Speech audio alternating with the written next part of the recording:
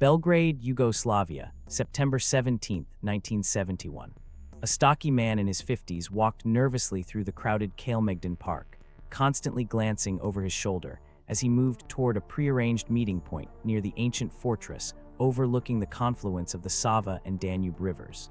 Colonel Mikhail Petrov, a senior KGB investigator who for 25 years had extracted confessions from dissidents, spies, and political prisoners in Moscow's Lubyanka prison, was preparing to defect to the West, carrying with him secrets about Soviet intelligence operations capable of damaging the KGB for years to come. Petrov did not know that 3 intelligence services were simultaneously watching him. The CIA had organized his escape and was preparing to secretly smuggle him into the American embassy.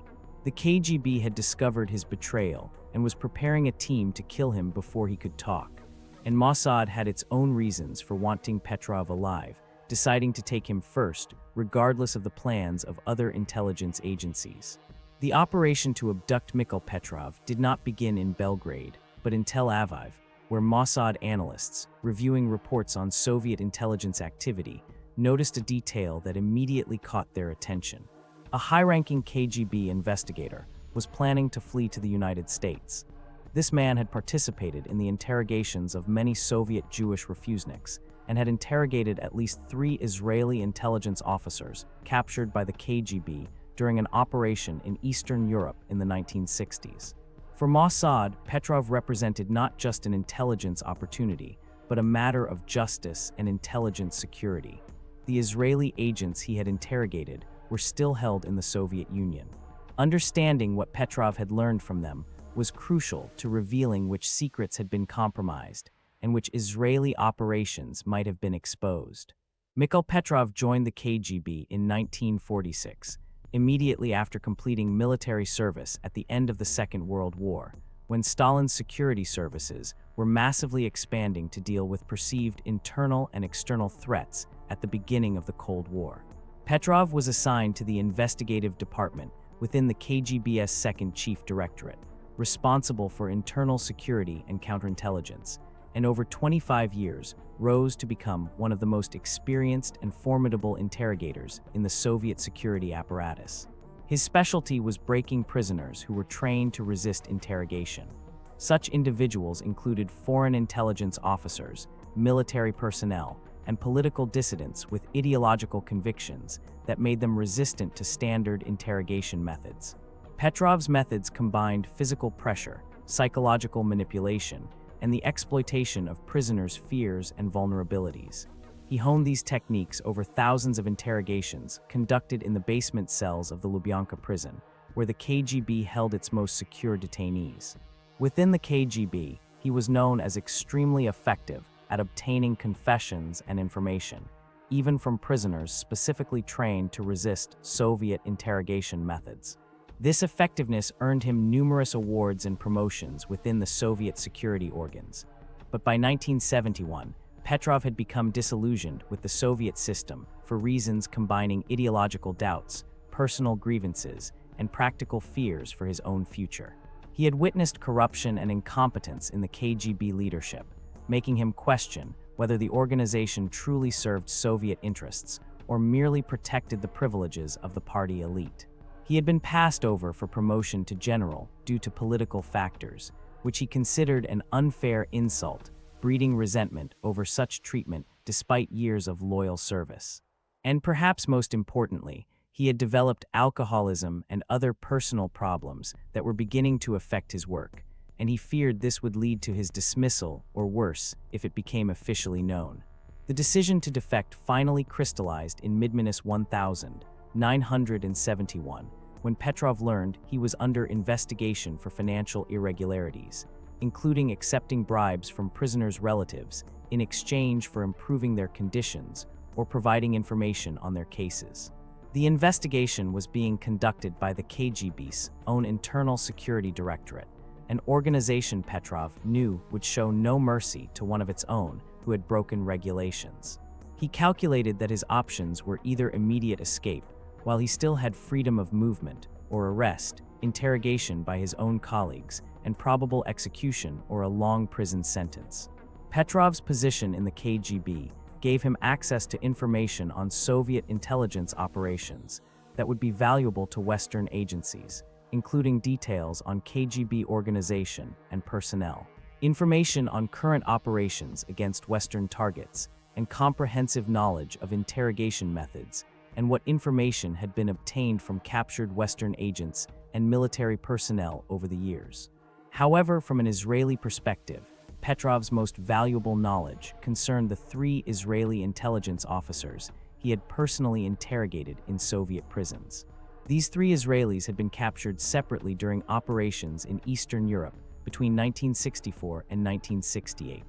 The first was a Mossad officer named Avraham Cohen, arrested in Warsaw in 1964 while running an operation to facilitate the immigration of Polish Jews to Israel. Cohen was interrogated by Polish security services and then transferred to Moscow for additional KGB interrogation, as Soviet intelligence suspected he had information on broader Israeli operations in Eastern Europe. Petrov was one of the KGB officers interrogating Cohen, and intelligence reports suggested Cohen had revealed significant information about Israeli intelligence methods and operations under the pressure of Petrov's questioning. The second Israeli was an Israeli Air Force navigator named Yossi Feldman, captured when his reconnaissance aircraft was shot down over Soviet territory during a mission that went wrong in 1966.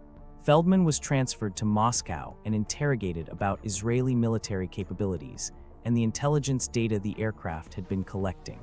Petrov conducted parts of Feldman's interrogation, and again there were indications that Feldman, under pressure, had provided information that compromised Israeli military intelligence operations.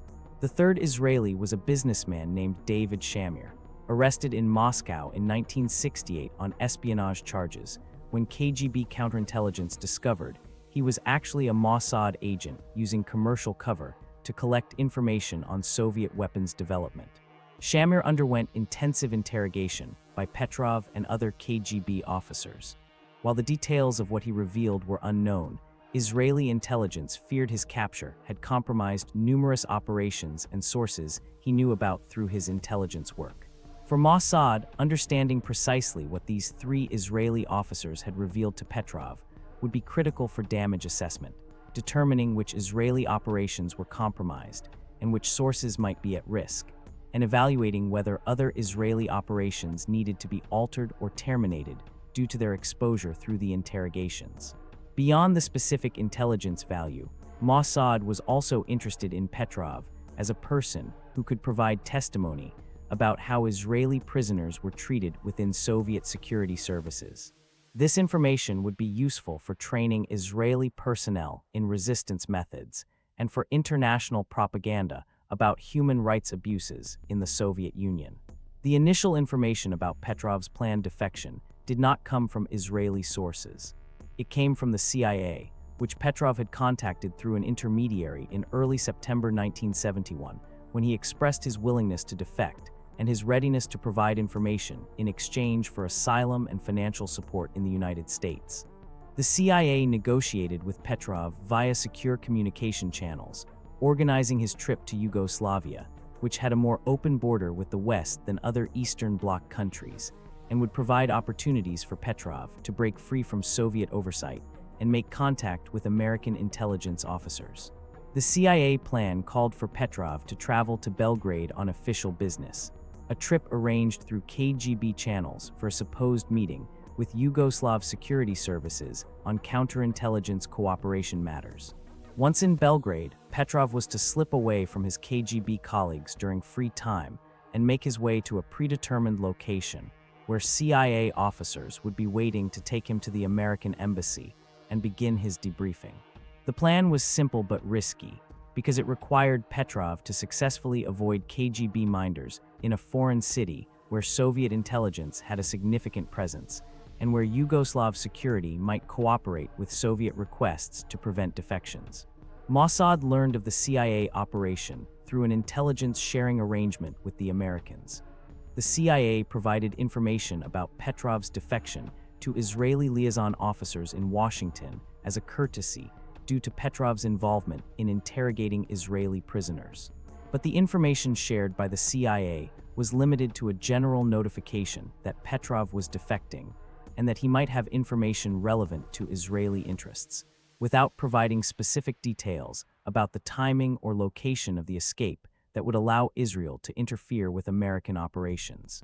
Mossad leadership immediately realized that Petrov's defection to the CIA would mean Israeli access to him would be limited to whatever information the Americans chose to share.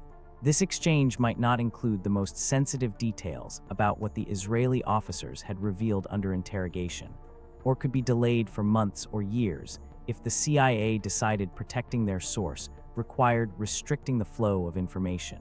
At the highest levels of Israeli intelligence, a decision was made that Mossad needed to take Petrov for itself before the CIA could complete his escape, delivering him to Israel, where he could be thoroughly interrogated about his interrogations of Israeli prisoners and his knowledge concerning other Israel-related matters. The decision to snatch Petrov right from under the CIA's nose was controversial within Mossad because it would cause friction with the Americans and risk damaging intelligence cooperation, relationships valuable to Israel's security.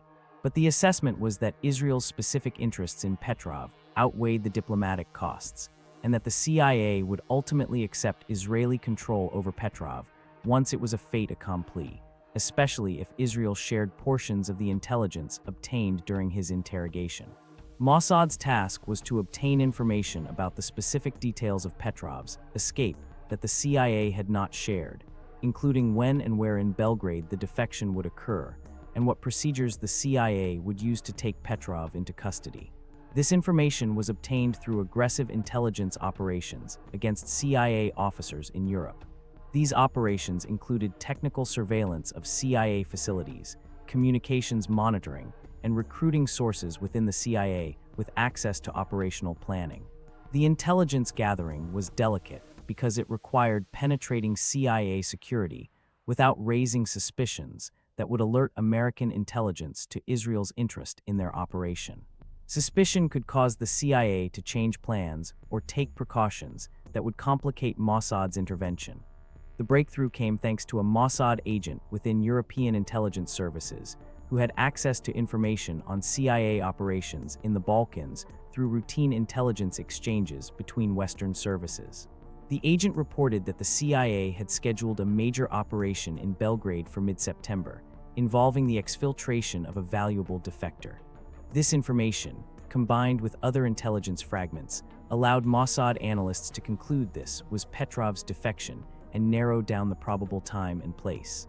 Additional confirmation came from monitoring CIA personnel movements. Mossad noted that several CIA officers with experience in handling defectors were deployed to Belgrade during the same time period, a deployment pattern that suggested imminent operations. By mid-September, Mossad had gathered enough information to determine that Petrov would be in Belgrade on September 17th, and that the defection would take place in Kalemegdan Park in the afternoon, when Petrov would have several free hours from his official schedule. The park location made tactical sense because it was a public place where numerous people could move without attracting attention, but where surveillance could identify individuals, and where vehicles for evacuation could be positioned near various exits.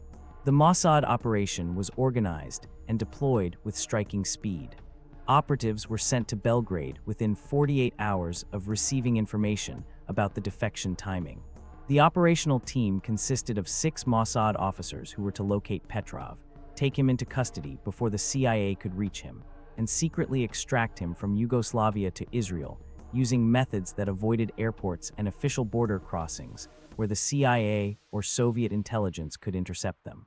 The team leader was a Mossad veteran we will call Ehud, who had extensive experience in Eastern Europe and had conducted numerous operations to extract sources and defectors from hostile territory. Ehud had worked in Poland, Romania, and Yugoslavia in the 1960s, conducting operations to facilitate Jewish migration and collect intelligence on Soviet military activity in Eastern Europe.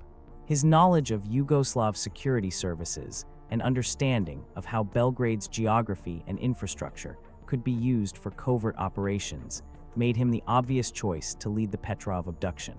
The team included specialists in surveillance, close-quarters operations, communications, and logistics. They had all worked together on previous missions and possessed the operational cohesion that allowed them to coordinate effectively under stressful conditions without extensive verbal communication. The surveillance specialists were responsible for spotting Petrov and tracking his movements through Belgrade using various surveillance methods, including foot surveillance, vehicle surveillance, and static observation posts positioned in locations where Petrov was likely to appear based on his known schedule and habits. The close-quarters specialists were trained in methods of physically controlling subjects without causing visible injury or creating public disturbances that could attract the attention of passers-by or security services. Their training included methods of approaching targets, inducing compliance through verbal commands and physical positioning, and managing resistance if targets tried to escape or call for help. The specialists carried concealed weapons, including pistols and sedatives, that could be used if the situation escalated beyond verbal control. But the operational preference was to avoid the use of force, which would create evidence of coercion or could injure Petrov in a way that would complicate his interrogation.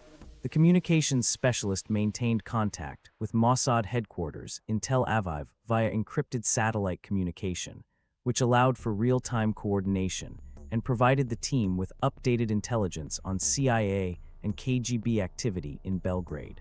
Communication was essential for operational security because it allowed the team to adjust plans based on changing conditions and receive warnings if other intelligence services took actions that could interfere with the operation.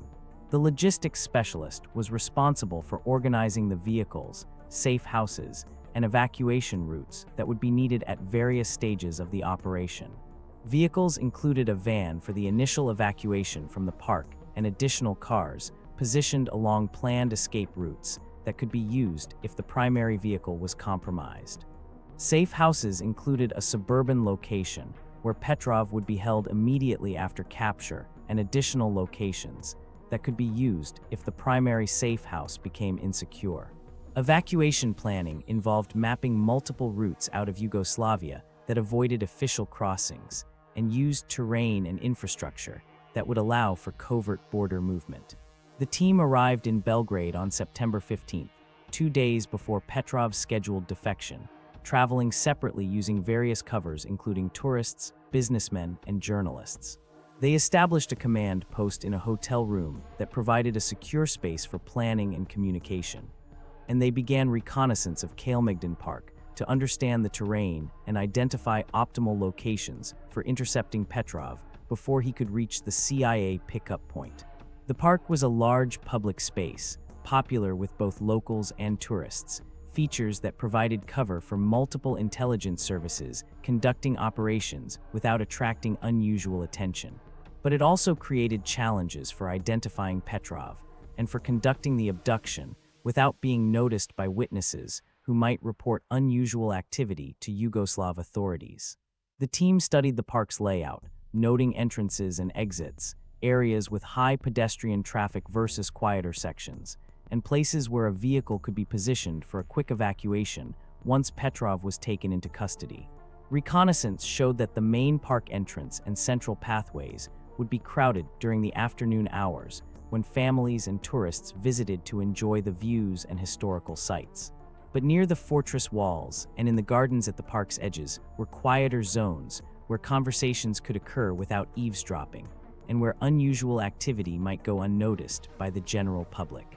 These quieter zones became the focus of Mossad's planning because they provided opportunities to approach Petrov and persuade him to leave with the Israeli operatives without requiring physical force that could attract attention or cause Petrov to resist or call for help. The Mossad plan was to intercept Petrov before he reached the CIA pickup point, using surveillance to identify him as he entered the park, and then approaching him with a story that would convince him to go with them voluntarily rather than requiring physical coercion. The approach was designed to exploit Petrov's assumption that the people contacting him in the park were CIA officers, an assumption Mossad could use to secure his cooperation until he was securely under Israeli guard and informed of his actual situation. The operational plan included contingencies for various scenarios, including the possibility that the CIA might recognize Mossad's interference and attempt to physically reclaim Petrov, a situation that could escalate into a confrontation between Israeli and American intelligence officers.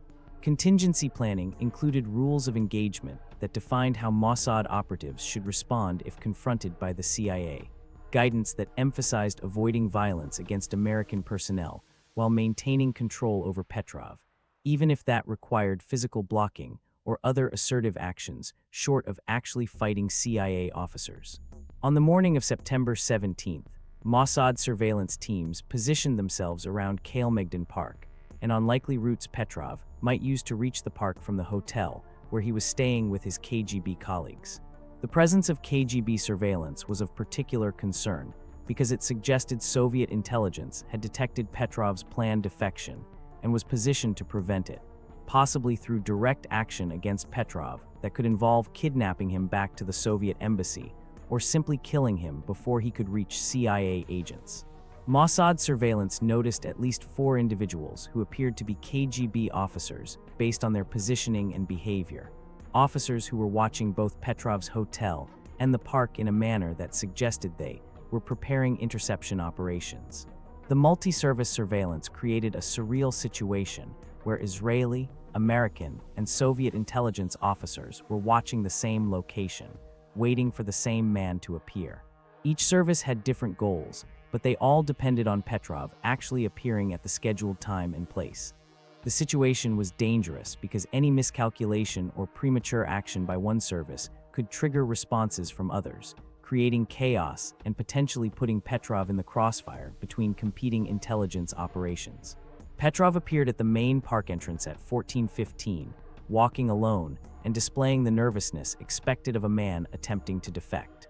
Mossad surveillance teams immediately identified him from photographs obtained through various intelligence sources and began tracking his movement through the park as the interception team moved into position to approach him. The interception occurred near the fortress walls overlooking the river, an area that was relatively quiet, with fewer pedestrians than the main paths through the park. 2 Mossad officers casually approached Petrov as if they were tourists admiring the view. Then one of them spoke quietly in Russian, identifying himself as a person from the American embassy and indicating they needed to leave immediately because Soviet security was closer than expected. The story was designed to exploit Petrov's fear of KGB pursuit and create an urgency that would prevent him from challenging their identity or demanding credentials that would reveal they were not actually CIA officers. Petrov reacted as expected, showing relief at making contact with those he believed were his CIA handlers and expressing a willingness to leave immediately. The Mossad officers directed him toward a section of the park where a vehicle was waiting, maintaining casual conversation designed to keep Petrov calm and prevent him from suspecting anything was wrong with the escape process. The vehicle was a commercial van with diplomatic plates borrowed from a friendly intelligence service cooperating with Mossad, plates that would allow the van to move through Belgrade without being stopped by Yugoslav police for routine traffic checks. As Petrov was led to the van, the CIA officers positioned at their planned pickup point realized someone had intercepted their defector and began moving to intervene. But Mossad had anticipated the CIA reaction and positioned blocking groups that created obstacles and delays, preventing the CIA from reaching Petrov before he was placed in the van and driven away from the park. The blocking was conducted subtly to avoid creating an obvious confrontation that would attract the attention of Yugoslav security, but it was effective enough to give Mossad the time needed to remove Petrov from the immediate area. The van drove directly to a safe house in a Belgrade suburb where Petrov was to be held, while Mossad organized his extraction from Yugoslavia. During the drive, one of the Mossad officers informed Petrov in Russian that he was actually under Israeli protection, not American. The revelation caused Petrov to become agitated and demand to be released or handed over to the CIA as originally planned. The Mossad officers explained that Petrov would be interrogated by Israeli intelligence about his interrogations of Israeli prisoners, and that afterward he would be granted asylum and protection, but that Israel's interests required they have first access to him before he was passed to other intelligence services. Petrov's resistance was understandable but ineffective, because he was now completely under Mossad's control in a secure location where his protests would not be heard by anyone who could help him. The Mossad officers made it clear that Petrov would not be harmed and that he would ultimately receive the asylum he sought, but that cooperation with the Israeli interrogation was not optional, and that attempting to resist would only delay the inevitable without changing the outcome. At the safe house, an initial interrogation began immediately as Mossad investigators questioned Petrov about his interrogations of the 3 Israeli prisoners. The interrogation revealed alarming information about what the Israelis had revealed under pressure, and how thoroughly Petrov had broken their resistance using techniques that combined physical torture with psychological manipulation. Avraham Cohen had revealed details about Israeli intelligence operations in Poland and the network of aid for Jewish migration that Mossad supported in Eastern Europe. Yossi Feldman had provided information on Israeli Air Force reconnaissance procedures and intelligence collection priorities. David Shamir had revealed information about Israeli intelligence sources in Moscow and how Israeli intelligence officers used commercial cover for operations in the Soviet Union. The information was painful for the Israeli investigators because it confirmed that significant operations had been compromised and that sources could be at risk based on what Petrov had obtained from the captured Israelis. But the information was also valuable because it allowed Mossad to conduct damage assessment and take protective measures, including warning sources that might be compromised and terminating operations that, based on Petrov's knowledge, were vulnerable to Soviet counterintelligence. Beyond the specific intelligence about Israeli prisoners, Petrov provided comprehensive information on KGB interrogation methods and how Soviet security services handled captured foreign intelligence officers. This information would be incorporated into Israeli resistance training, helping to prepare Israeli personnel for what they might face if captured, and providing strategies for withstanding the pressures that Petrov acknowledged were effective in breaking other prisoners. The extraction of Petrov from Yugoslavia was conducted overland, using routes that avoided airports and official border crossings, where the CIA or Soviet intelligence might have positioned agents to watch for his departure. Mossad used a combination of vehicles and covert border crossings to move Petrov from Yugoslavia through Austria and eventually to Italy, where he was placed on an Israeli aircraft and flown to Tel Aviv. The extraction took 4 days and involved multiple teams and significant resources, but it was successful in delivering Petrov to Israel without interception by other intelligence services. The CIA's reaction to Mossad's abduction of Petrov was angry but ultimately pragmatic. American intelligence officials protested to their Israeli counterparts that the operation was an inappropriate interference in CIA operations and damaged trust between the intelligence services. But the protests were tempered by an acknowledgement that Israel had specific interests in Petrov that the CIA could not ignore, and by Israel's willingness to share significant portions of the intelligence obtained during Petrov's interrogation. The incident created tension in CIA-Mossad relations for several months, but the relationship ultimately recovered as both services recognized their mutual interest in cooperation despite occasional conflicts over specific operations.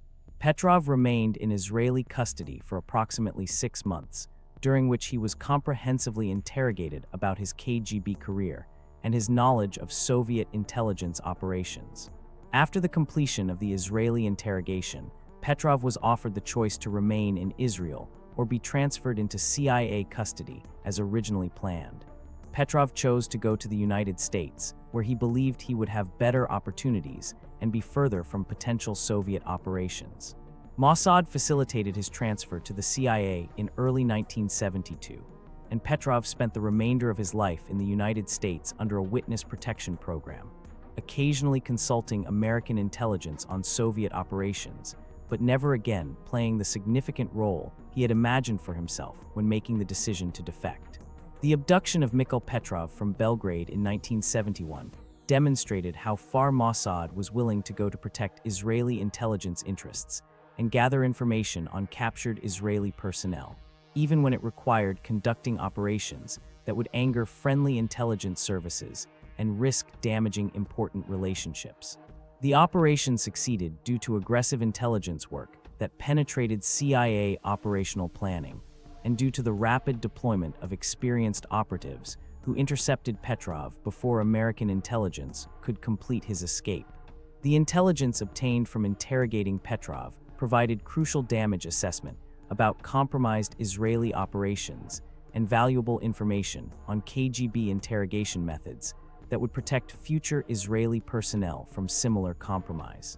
But the operation created friction with the CIA and raised questions about whether intelligence services should respect the operational boundaries of allied services, even when it means sacrificing specific national interests, or whether aggressively pursuing intelligence is legitimate regardless of whose operations are disrupted in the process. The incident highlighted the tension between intelligence cooperation and competition, showing that even close allies maintain separate interests that sometimes conflict in ways that create operational disputes despite broader strategic alignment. If you found this deep dive into a real-world intelligence operation fascinating, please show your support by liking this video. Your engagement helps bring more untold stories to light. Consider subscribing to the channel and sharing this content with others who appreciate history and the complex world of espionage.